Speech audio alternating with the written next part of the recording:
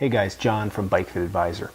So a lot has been made about shorter cranks in the last few years. There's of course been a lot of research to back up their use, and they're really popular for triathletes. And I've even done a couple of videos about how there are times when certain clients can really benefit from a shorter crank arm. But I had something happen this week and I wanted to share it with everybody, just mostly as a kind of a cautionary tale and maybe to inform a little bit more.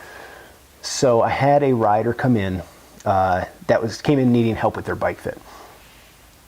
He had been working with a triathlon coach, and this triathlon coach considered himself to be a bike fitter, and in the course of a fitting he decided that this rider should go with shorter crank arms. And this is of course this is actually a triathlete. So this fitter ordered the new cranks and put them on, got the rider in and hooked them up to a power meter after the fact. Essentially it's kind of a glorified power meter, and proceeded to tell him that his power looked much better and that he was in a much better position now because they tweaked a couple of little things, just a small amount, and he sent him on his way. So there's nothing too wrong with that until we get to the main problem. And the problem is the crank length that he was riding before was 172.5, 172.5 millimeters.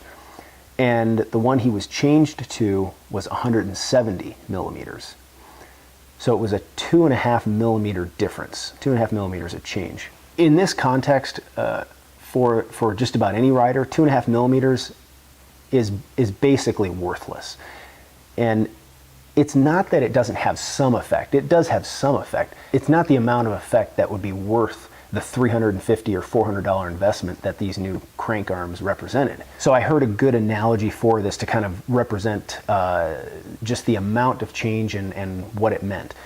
And it had to do with car racing. So if you had a car and you want it to be faster in the quarter mile, you might want to make it lighter. It might be one of the things you do.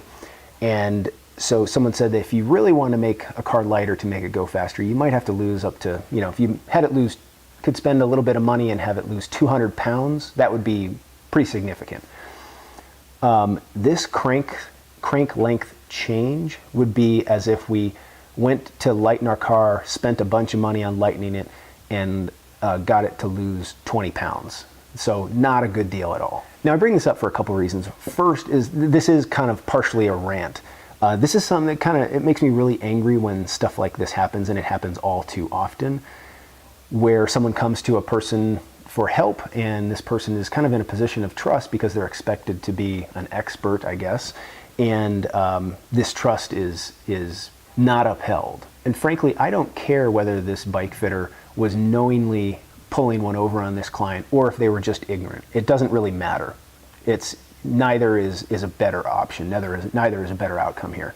And this is the type of thing, the reason it makes me so angry is it doesn't help anyone. It doesn't help the client, and it doesn't help people like me who are working to try and be as ethical and as cautious as we can in making sure we're providing good value for our clients. I also thought this would be a good opportunity to explain a little bit more and kind of just provide a caution to everybody out there.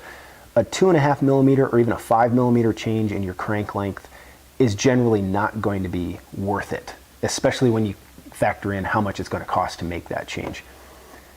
Knowing that most crank arms cost anywhere from the very, very, very inexpensive ones might be $150 up to, of course, hundreds or even $1,000 or $1,200. And now, yes, if you could, if you thought you could benefit from a shorter crank and you had one come available to you that was basically free and it was only 5 millimeters shorter, this would still be a fine test to do. That's not what I'm saying. I'm not saying there's no effect. I'm just saying that it's generally not an effect that you would want to spend really any significant amount of money on. In this particular case, this instance, the $300 to $400 that was spent was a complete waste of money.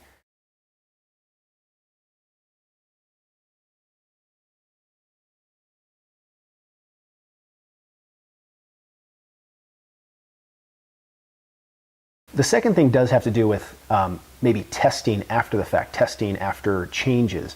And testing for power after bike fit changes is really unreliable. And unfortunately, this is still done pretty consistently. There's a lot of places where this happens where you go in, you make some change to the bike or to the rider's position, and then they test your power afterwards. And the tests, whatever the test might mean, there's a lot of different ways, a lot of different factors in testing power.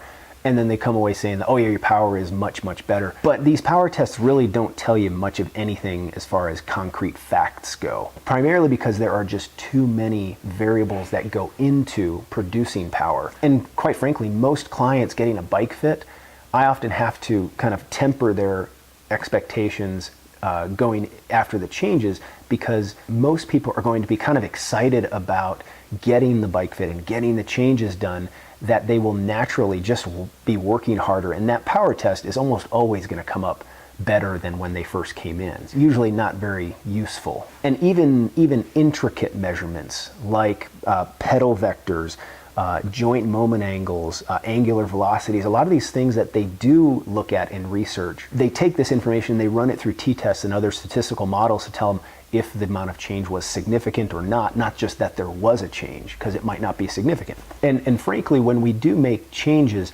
there's going to be a period where the body needs to adapt to these new changes anyway. There's a lot that has to happen for the full resolution of these changes to be seen. That's part of the reason why we have to be really careful when we're doing a bike fit, that we don't overcorrect anything, because the repercussions for that could be felt further along, maybe 3 weeks down the road when they've ridden the bike for longer, and it might change things too much. So this does beg the question, how much should you change your crank length? And so that's what I'm going to do a second video about. I'm going to put a link in the description just so this video doesn't get too long.